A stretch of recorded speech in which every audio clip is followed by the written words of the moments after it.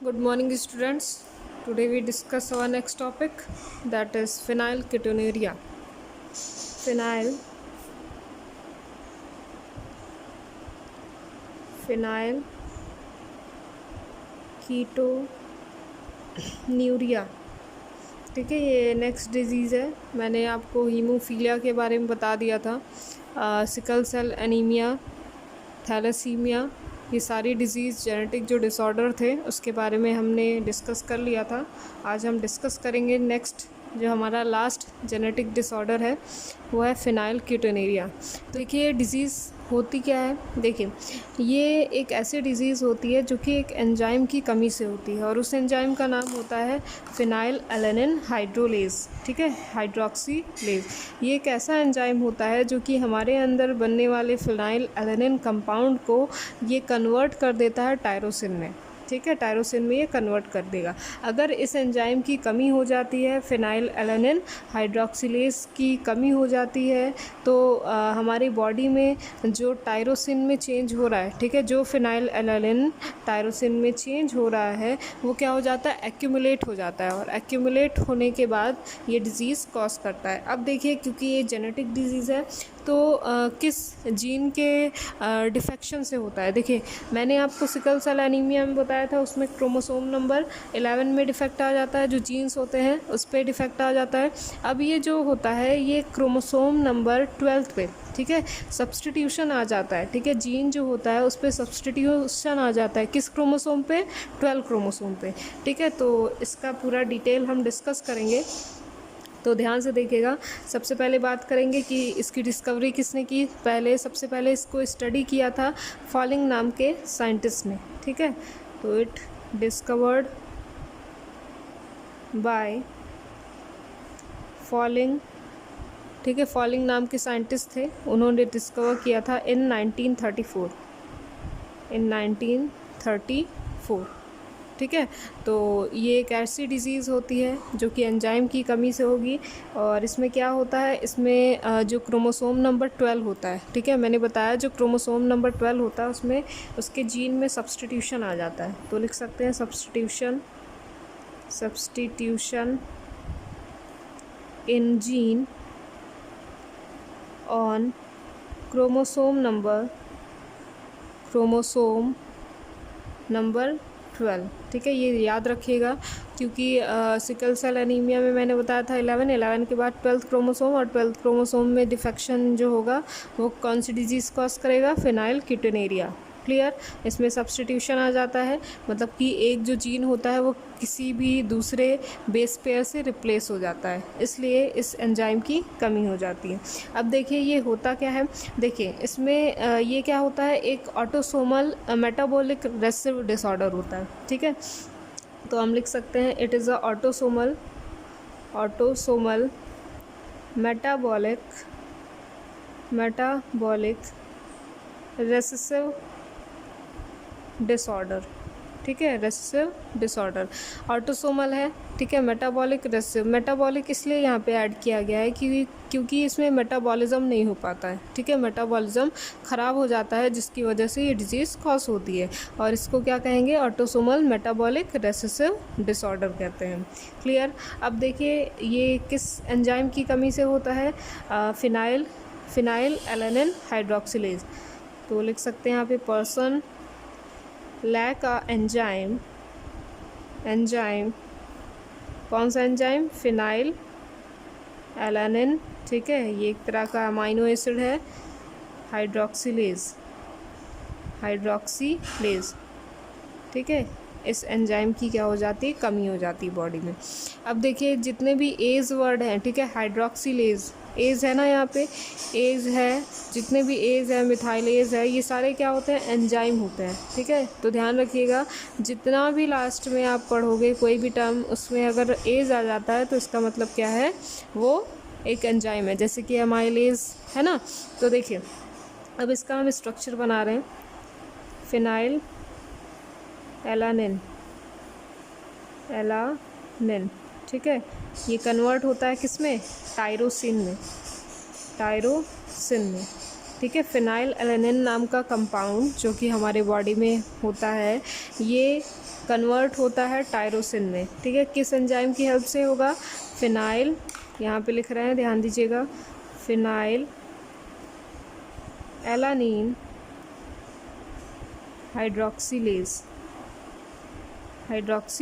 ठीक है। ये एंजाइम होता है, इसकी कमी से क्या होता है, ये हमारे बॉडी में, ठीक है, हमारे बॉडी में इस जो फिनाइल एलानिल होता है ये टायरोसिन में कन्वर्ट नहीं हो पाता, ठीक है। टायरोसिन में नहीं कन्वर्ट होता है तो किस में कन्वर्ट होता है? देखिए, टायरोसिन में ये ना कन्वर्ट होके ये आपका आ जाता है फिनाइल पायरुवेट में चेंज हो जाता है, फिनाइल पायरुवेट, ठीक है। इतनी बात क्लियर हो गई। अब इसका एक बार स्ट्रक्चर देख लेते हैं।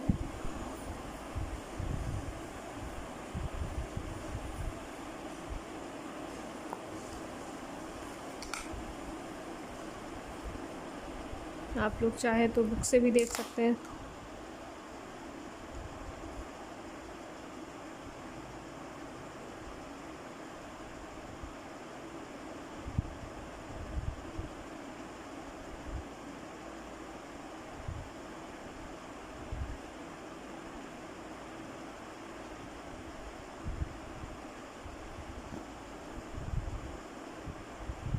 यहाँ इसके साथ NH3 अटैच होता है, सॉरी NH2,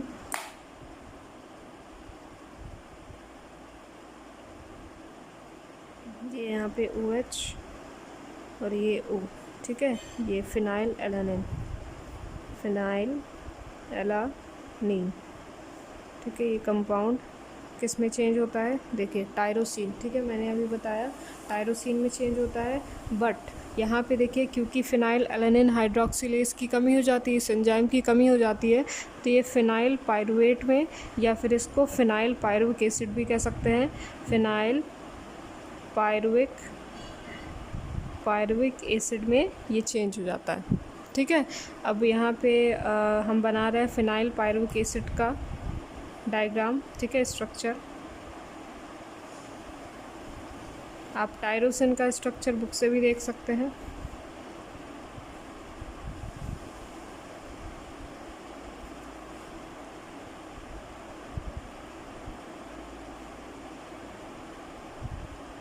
यहाँ पे OH और ये ऊपर की तरफ O अटैच होता है, ठीक है। ये क्या है?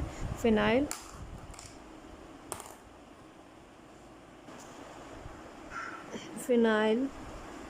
पायरुविक एसिड, ठीक है। फिर से देख लीजिए, फिनाइल कीटोनेरिया के बारे में हम डिस्कस कर रहे थे। फिनाइल कीटोनेरिया क्या है? एक मेटाबॉलिक डिसऑर्डर होता है, ठीक है। मेटाबॉलिज्म इसमें ख़राब हो जाता है, ठीक है, due to the lack of phenylalanine hydroxylase enzyme. तो इसको सबसे पहले डिस्कवर किया था फॉलिंग नाम के साइंटिस्ट ने इन 1934 में। इसमें क्या होता है, जो क्रोमोसोम नंबर 12 होता है, इसके जीन में क्या होता है, सब्सटीट्यूशन आ जाता है, ठीक है, डिफेक्ट आ जाएगा, जिसकी वजह से ये डिज़ीज़ कॉज करती है। ये एक ऑटोसोमल मेटाबॉलिक रेसेसिव डिसऑर्डर होता है। इसमें एक एंजाइम होता है फिनाइल एलानिन हाइड्रोक्सिलेज, इसकी कमी आ जाती है। ये करता क्या है, देखिए, हमारी बॉडी में जो फिनाइल एलानिन, ठीक है, फिनाइल एलानिन नाम का जो कंपाउंड बन रहा होता है, ये इसको चेंज करता है टायरोसिन में, ठीक है। और किस टायरोसिन में कैसे चेंज करेगा? Phenyl alanine hydroxylase. यहाँ पे एंजाइम लर्न करने का तरीका ये देखिए है, फिनाइल एलानिन कंपाउंड, यहाँ पे फिनाइल एलानिन हाइड्रोक्सिलेज, ठीक है, हाइड्रोक्सिलेज, ठीक है, यहाँ से H2O बाहर आएगा, तो हाइड्रोक्सिलेज एज टर्म मैंने बताया एंजाइम के लिए यूज़ किया जाता है, तो आपको सिर्फ हाइड्रोक्सिलेज ऐड करना है।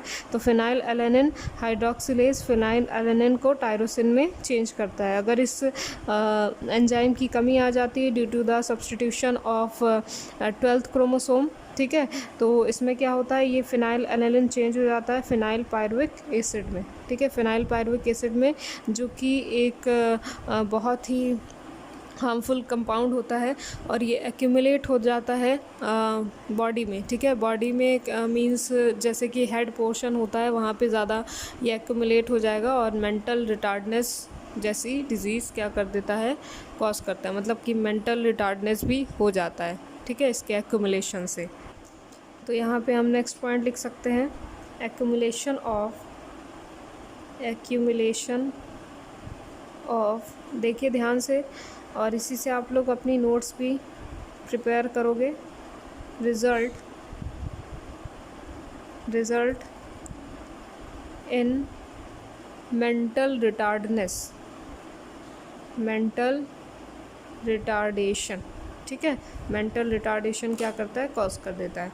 और इसको एक्सक्रीट करने का, ये जो डेरिवेटिव होता है, इसको एक्सक्रीट करने का तरीका है ये यूरिन के थ्रू, ठीक है। यूरिन के थ्रू ये एक्सक्रीट हो जाता है। तो लिख सकते हैं these derivatives excreted through kidney, ठीक है। तो ये समझ में आ गया। अगर कोई भी डाउट हो इससे रिलेटेड तो आप लोग पूछ सकते हैं।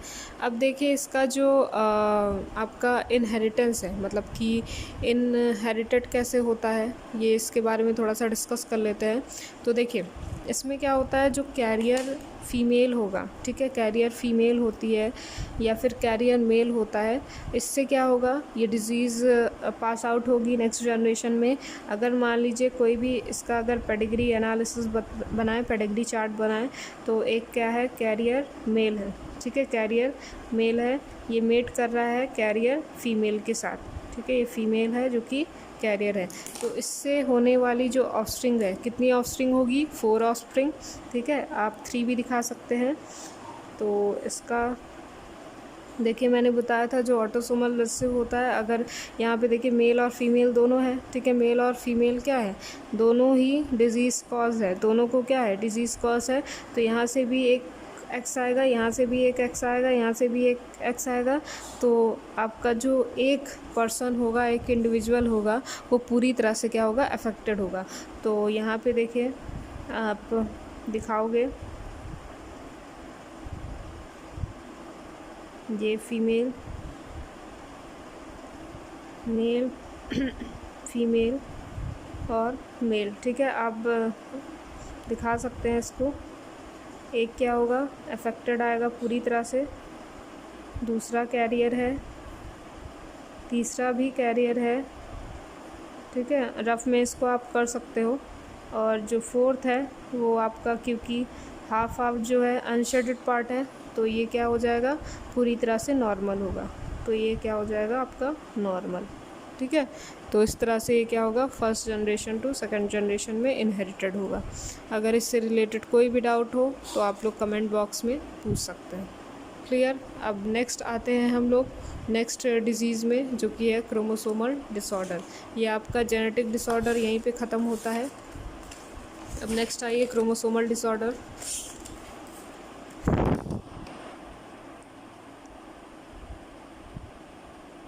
क्रोमोसोमल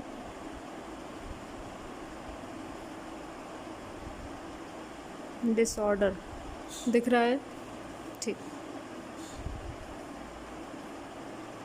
देखिए क्रोमोसोमल डिसऑर्डर, मैंने आपको क्रोमोसोमल डिसऑर्डर के बारे में बताया था कि क्रोमोसोमल डिसऑर्डर जो होता है वो 2 टाइप का होता है, ठीक है। कौन कौन सा 2 टाइप का होता है, फर्स्ट जो था आपका वो था एनीप्लॉइडी और सेकंड था पॉलीप्लॉइडी, ठीक है। एनीप्लॉइडी के बारे में मैंने बताया था, जिसमें क्रोमैटिड सेपरेट नहीं हो पाते, क्रोमैटिड्स फेल हो जाते हैं। और जो पॉलीप्लॉइडी होता है उसमें एडिशन हो जाता है क्रोमोसोम नंबर का, ठीक है। तो 2 तरह के क्रोमोसोमल डिसऑर्डर मैंने बताया था। First is aneuploidy and second one is polyploidy,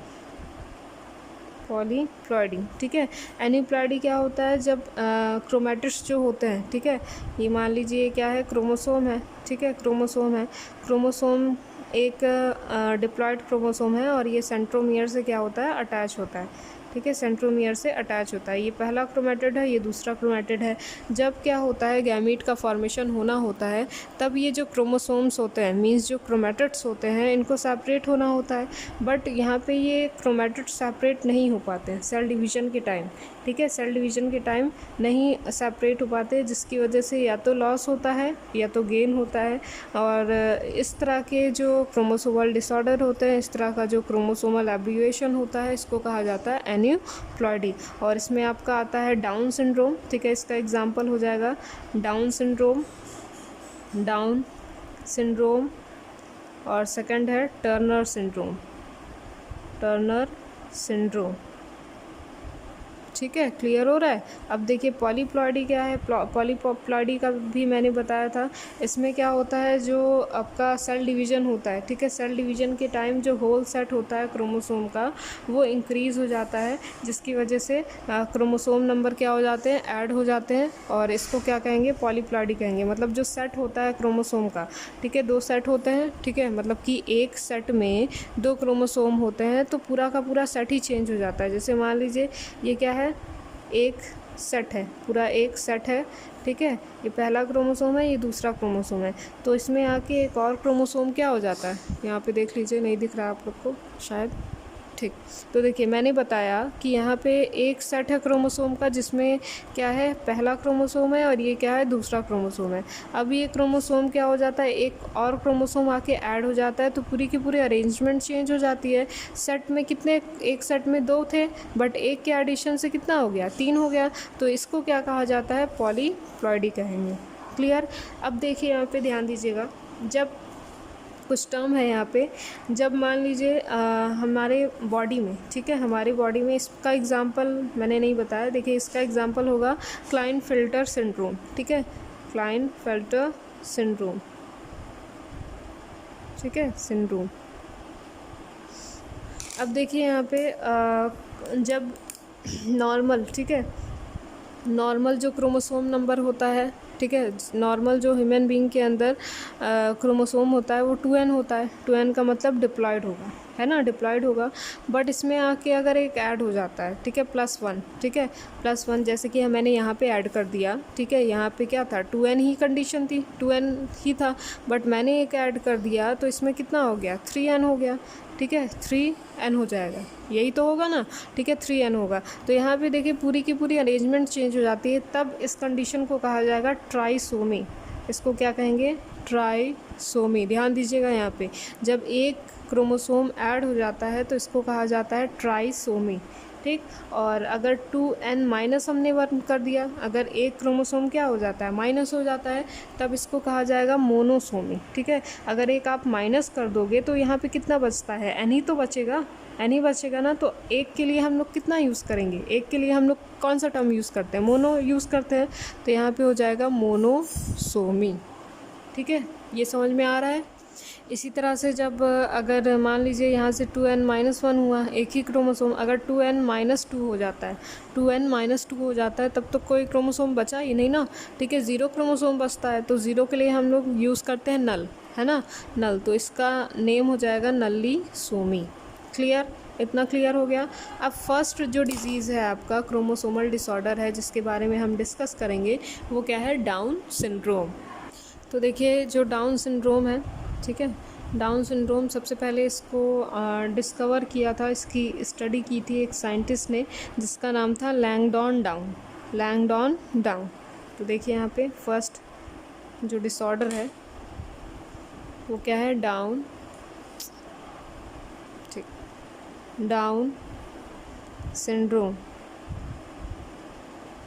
ठीक है, डाउन सिंड्रोम। इसको फर्स्ट स्टडी की थी इसकी एक साइंटिस्ट थे जिनका नाम था लैंगडॉन डाउन, ठीक है, क्योंकि इनका सरनेम डाउन था इसलिए इन्होंने इस डिज़ीज़ का नाम डाउन ही रख दिया, डाउन सिंड्रोम रख दिया। किस ईयर में किया था, इन 1866, ठीक है, 1866 में इन्होंने इस जो डिज़ीज़ थी ये, इसकी डिस्कवरी की थी। अब देखिए इस डिज़ीज़ में होता क्या है, ये जो डिज़ीज़ होती है इसमें जो क्रोमोसोम नंबर होता है, 21 क्रोमोसोम नंबर होता है, उसमें एक एक्स्ट्रा नंबर ऑफ़ क्रोमोसोम क्या हो जाते हैं, आके ऐड हो जाते हैं, ठीक है। जो क्रोमोसोम नंबर, ठीक है, क्रोमोसोम नंबर 21 जो होता है, ठीक है, 23 पेयर होते हैं, 21 जो क्रोमोसोम होता है, इस पे एक एक्स्ट्रा क्रोमोसोम क्या हो जाता है, आके ऐड हो जाता है। जैसे अगर नॉर्मल कंडीशन देखिए, नॉर्मल कंडीशन में क्या होगा, ये होगा, ठीक है, ये एक पूरा सेट है, ठीक।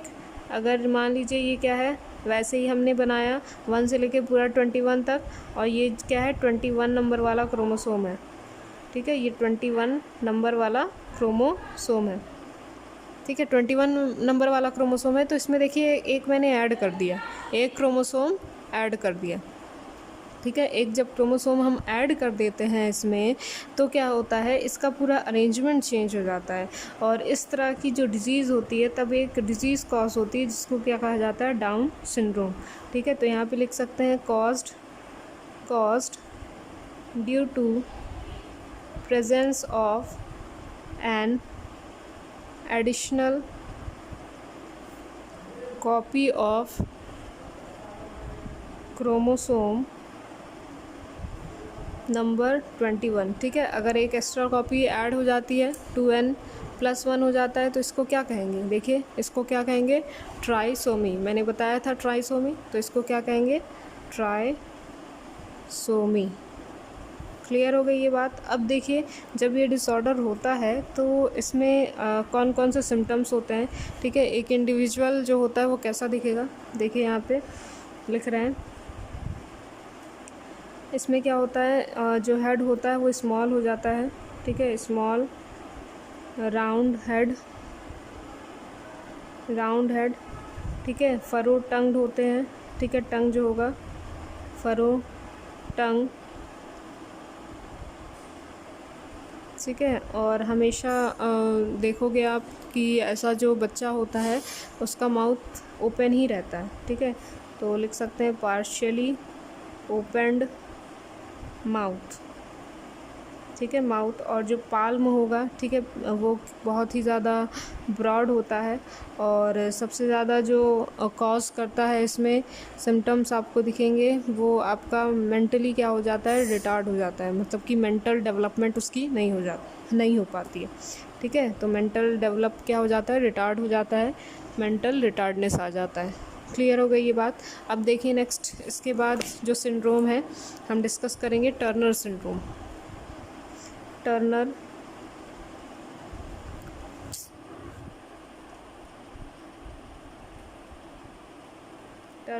सिंड्रोम।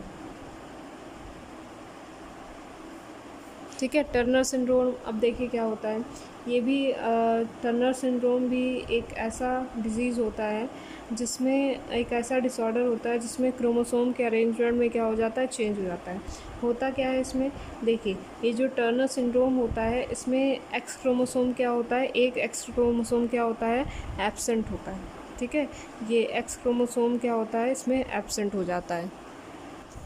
तो जब एक एक्स क्रोमोसोम एब्सेंट हो जाएगा तो क्रोमोसोम कितने होंगे, देखिए 46 होता है नॉर्मल, तो एक 44 ऑटोसोम्स होंगे, और एक अगर एक्स क्रोमोसोम अगर एब्सेंट हो जाता है तो उसकी जगह पे क्या होगा, ज़ीरो हो जाएगा, है ना, ज़ीरो हो जाएगा।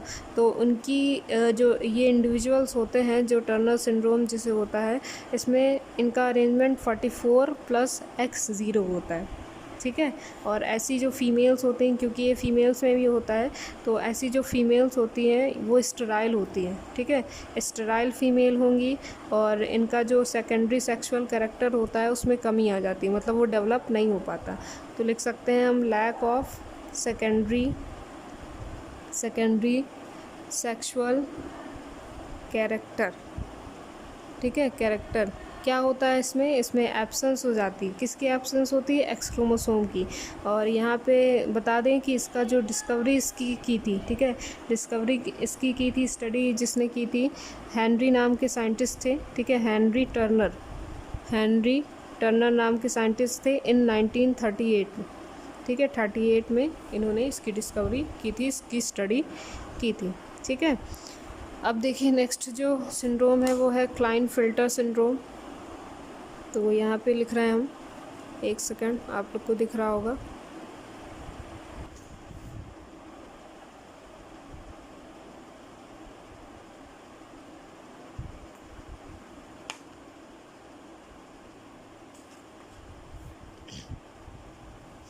देखिए ये भी बहुत ही इम्पोर्टेंट है, क्लाइनफिल्टर सिंड्रोम।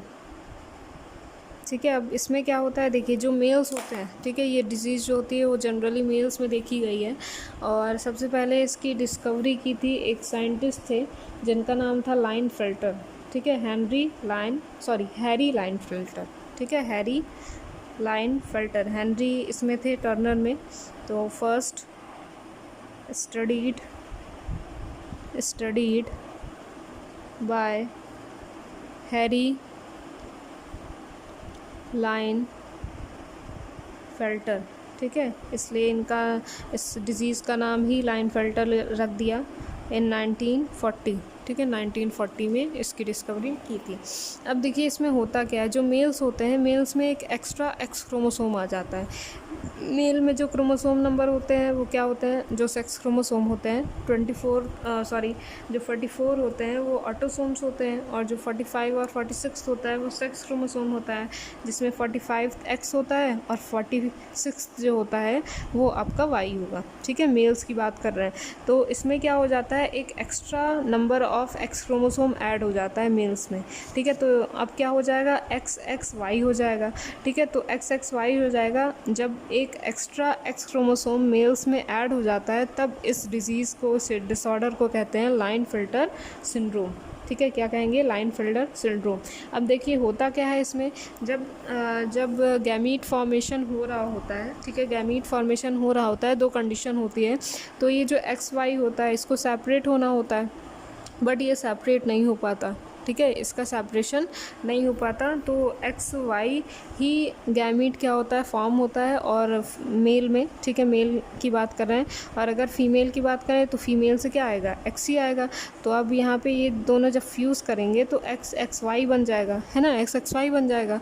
अब मान लीजिए दूसरी कंडीशन ये भी हो सकती है कि मेल में क्या होता है, जब गैमीट फॉर्म होता है तो एक X और एक Y, ठीक है, ये सेपरेट होंगे, ठीक है, सेपरेट होते हैं, तो यहाँ से आ जाता है Y, ठीक है, यहाँ से मेल से आ जाता है Y, बट जो फीमेल होते हैं उसके जो गैमीट होते हैं XX वो सेपरेट नहीं हो पाते, ठीक है, XX क्रोमोसोम ही रहेंगे, और ये Y यहाँ से आया Y और यहाँ से आया XX। तो अब ये जो सिचुएशन होगी, अब जब फ्यूज़न होगा तो ये XXY क्या बनाएगा, क्रोमोसोम फॉर्म कर देगा, तब ये डिज़ीज़ क्या होती है, क्रिएट होती है, जो कि मेल्स में होगी, ठीक है, जिसको क्या कहा जाता है, लाइन फिल्टर सिंड्रोम कहा जाता है।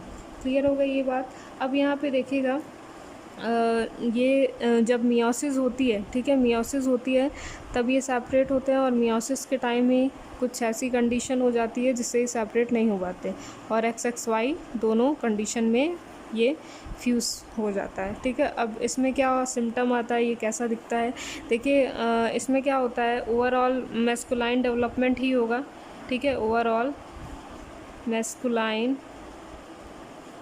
डेवलपमेंट,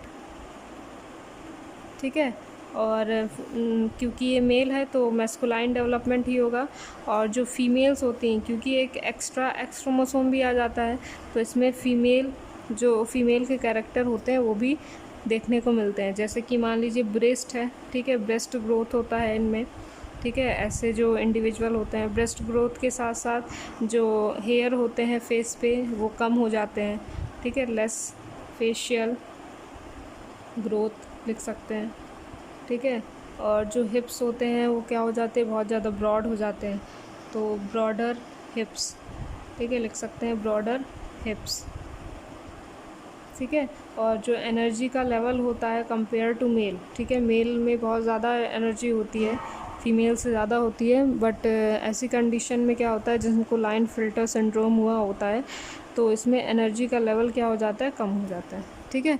तो 3 क्रोमोसोमल डिसऑर्डर मैंने बताया आपको, डाउन सिंड्रोम जो कि एक 21th क्रोमोसोम, ठीक है, 21th नंबर जो क्रोमोसोम होता है उसमें एक एडिशन हो जाता है क्रोमोसोम का, तब ये डिज़ीज़ कॉज करता है, जिसको हम लोग डाउन सिंड्रोम कहेंगे, जिसमें 2n+1 सिचुएशन होती है। दूसरा होता है टर्नर सिंड्रोम, इसमें एक एब्सेंट हो जाता है क्रोमोसोम, और वो क्रोमोसोम एक्स क्रोमोसोम ही होगा, जिसमें सिचुएशन 44+X0 होगी।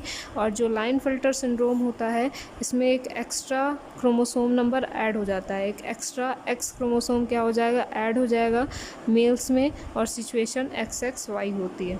क्लियर हो गई बात। अब यहाँ से किसी को भी अगर कोई भी डाउट होता है इसमें इस टॉपिक से रिलेटेड, तो आप लोग कमेंट बॉक्स में पूछ सकते हैं। और ये चैप्टर आपका यहीं पे कंप्लीट होता है, ठीक है। नेक्स्ट क्लास में हम लोग नेक्स्ट चैप्टर स्टार्ट करेंगे, जो कि है आपका molecular basis of inheritance. Clear.